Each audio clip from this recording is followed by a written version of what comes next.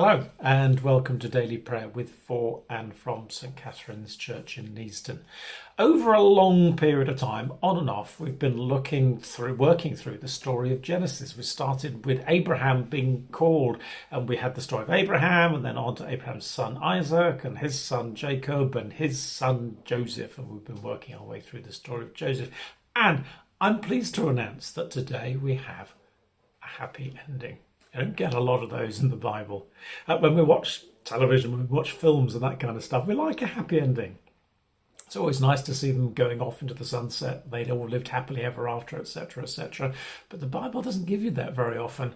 More often than not in the Bible, it leaves you with a cliffhanger, or it leaves you with somebody dying or something like that. But we have the Bible's, is it the Bible's only happy ending?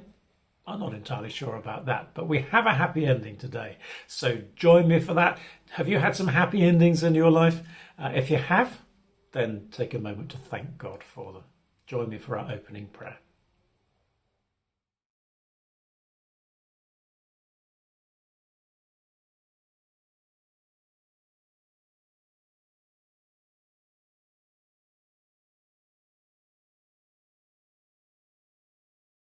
And so on to our reading, which comes from the book of Genesis, chapter 45, and on into chapter 46.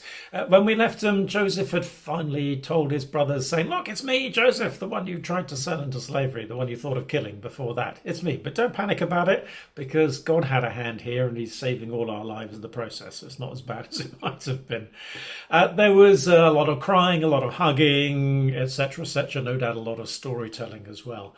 And we pick up the story at that point.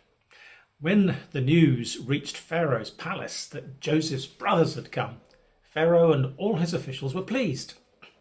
Pharaoh said to Joseph, "Tell your brothers, do this. Load your animals, return to the land of Canaan, and bring your father and your families back to me. I will give you the best of the land of Egypt, and you can enjoy the fat of the land." You are also directed to tell them, "Do this. Take some carts from Egypt for your children and your wives, and get your father and come. Never mind about your belongings, because the best of all Egypt will be yours." So the sons of Israel did this. Joseph gave them carts, as Pharaoh had commanded. He also gave them provisions for their journey. To each of them he gave new clothing, but to Benjamin he gave 300 shekels of silver and 5 sets of clothes. And this is what he sent to his father: 10 donkeys loaded with the best things of Egypt, 10 female donkeys loaded with grain and bread and other provisions for his journey. And he sent his brothers away. As they were leaving, he said to them, "Don't quarrel on the way." So they went up out of Egypt and came to their father Jacob in the land of Canaan. They told him, "Joseph is still alive. In fact, he's the ruler of all Egypt." Jacob was stunned, not surprised. Jacob was stunned. He didn't believe them. But when they told him everything Joseph had said to them, and when he saw the carts Joseph had sent to them to carry them back, the spirit of their father Jacob revived. And Israel said, it's called Israel and Jacob as well, it's a bit confusing. Israel said, "I am convinced my son Joseph is still alive. I will go and see him before I die." So Israel set out with all that was his. And when he reached Beersheba, he offered sacrifices to God of his father Isaac. And God spoke to Israel in a vision that night and said, "Jacob, Jacob." "But here I am," he replied. "I am God, the God of your father," he said. "Do not be afraid to go down to Egypt, for I will make you into a great nation there. I will go down into Egypt with you, and I will surely bring you back again, and Joseph's own hand will close your eyes." Then Jacob left Beersheba, and Israel's sons took their father Jacob and their children and their wives and the carts that Pharaoh had sent to transport him. And so Jacob and all his offspring went to Egypt, taking with them their livestock and the possessions that they had acquired in Canaan. And Jacob brought with him to Egypt his sons, his grandsons and granddaughters, his daughters, and all his offspring. And then there's a pile of names which I'm going to miss out. More names which I'm also going to miss out. All those who went to Egypt with Jacob, those who were with his direct attendants, not counting his sons and wives, numbered 66 persons, with the two sons that had been born to Joseph in Egypt. The members of Jacob's family, which went to Egypt, were 70 in all. Now, Jacob sent Judah ahead of him to Joseph to get directions to Goshen. Didn't have sat-nav in those days. And when they arrived in the region of Goshen, Joseph had his chariot made ready, and he went to Goshen to meet his father Israel. And as soon as Joseph appeared before him, he threw his arms around his father and wept for a long time.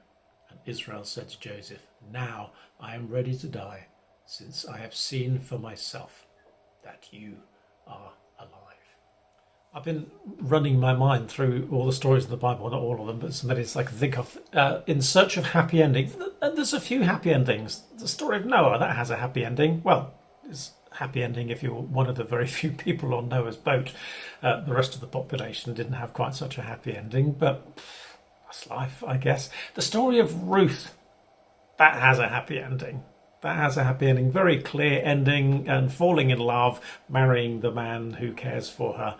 What a wonderful happy ending. Moses has a sort of bittersweet happy ending. He doesn't quite make it into the promised land, but almost he gets to see the promised land and dies within sight of it. So that's a fairly happy ending. And of course there's the gospel story. It depends a little bit which gospel you're reading, but if you read Luke's gospel and if you read John's gospel, that's a happy ending. Jesus has been crucified, but he's alive again, and everybody, people who see him are pleased to see him. If you want a slightly less certain ending, then look at St. Mark's gospel, which ends with the phrase, "They were afraid." Not so happy. So in the world and the life of living with God, there are happy endings. But look at all of those stories to see what came before the ending. And in every single one of those cases, in every single one of those stories, there was a lot of unhappiness, a lot of pain, a lot of suffering. Jesus on the cross.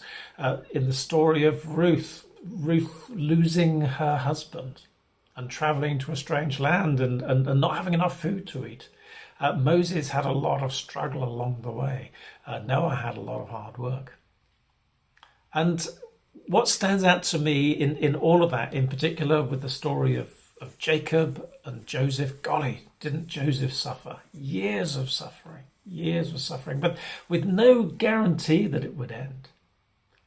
When Jacob has his encounter with God at Beersheba on his way to Egypt, God says, "I will go to Egypt with you." And that is a concept which is deep within the heart of the biblical story. I will be with you.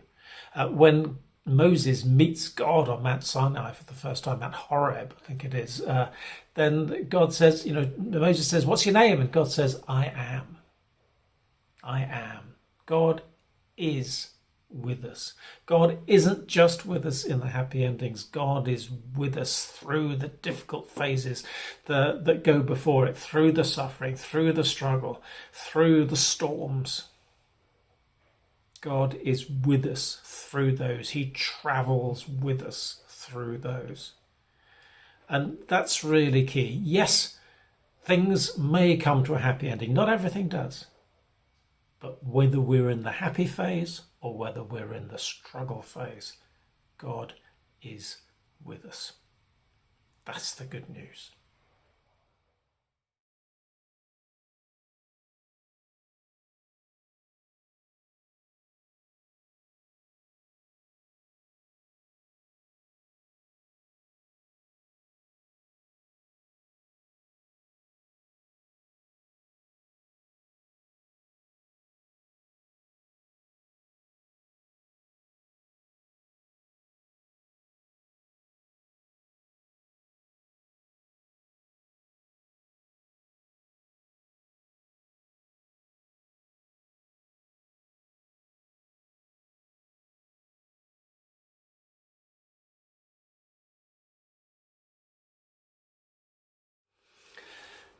There's something in our human nature which craves happy endings. That's really not surprising. It's not just modern films and television. If you go back to fairy tales and all that kind of stuff, we do love a happy ending. We do love all the difficulty and the complexity to sort of draw itself together and to have that sense of, oh, now it's wonderful. Shakespeare's plays do well, not all Shakespeare's plays, not the tragedies. Hamlet and Macbeth, everybody just ends up dead. But in his comedies, then he's working towards a happy ending. Everybody's in love with somebody they love, and they all lived happily ever after. Well, of course, that's not true because life carries on, and as life carries on, there are more crises, there are more difficulties, there are more challenges. And I love the fact in this story, because the Bible is just such a practical book. Such a practical book, such a real life book. I love the fact that Joseph says to his brothers, don't quarrel along the way. He knows what they're like. He knows what they're like. He needed to say that. For all the wonderful things that they'd experienced, for all the good news they had, they still had a great inclination to quarrel along the way. I wonder if they did. I bet they did. It's real life. It's real life. And that's why we need to pray. That's why the task of faith is never ended, because there's always another challenge coming. Every time we come before God, one thing might resolve itself, but there's two more things that come up which are going to require our attention, our effort, our concentration, and our prayers. Join me in the prayer that Jesus gave us. Our Father who art in heaven, hallowed be thy name. Thy kingdom come. Thy will be done on earth as it is in heaven. Give us this day our daily bread, and forgive us our trespasses, as we forgive those who trespass against us. And lead us not into temptation, but deliver us from evil. For thine is the kingdom, the power, and the glory, forever and ever. Amen. That just about brings us to the end of our daily prayer for today, and I've put together a very rudimentary credit sequence. This brings us to the end of daily prayer for today and for this week, but it isn't the end. Life continues. There is more life to go. There are more things to face, more things to do, more people to love, more difficulties to get into, more prayers to pray. And it actually isn't the story of Joseph. Yeah, it would be great if we could leave it there, but it isn't the end. Joseph's still alive. He's still got a bunch of brothers who can't help quarrelling no longer, no matter how hard they try. He still has a father who's old and dying, and is getting to the end of his life. He's got children to bring up. He's got a future to work towards.